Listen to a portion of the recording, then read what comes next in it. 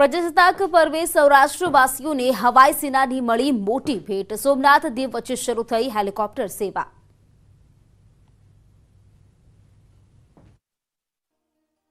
દીવથી હવે સોમનાથ દાદાના દર્શને જવું વધુ સહેલું બન્યું છે।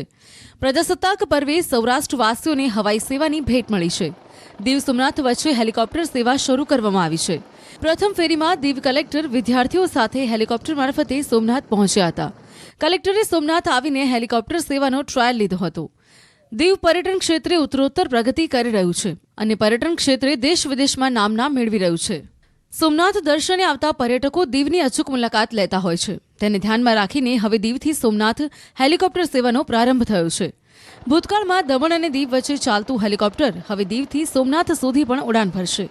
આ દીવથી સોમનાથ આવતા મુસાફરો માટે સારા સમાચાર છે। આણંદમાં ચહેરધામમાં ચહેર જયંતીની ધૂમધામથી ઉજવણી કરવામાં આવી। હજારો ભક્તોએ માતાજીના આશીર્વાદ લીધા।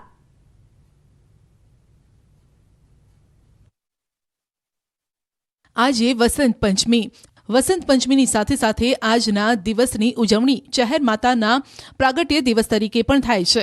આણંદના ખંભોળજમાં આવેલા ચહેરધામમાં ધામધૂમથી ચહેર જયંતીની ઉજવણી કરાઈ।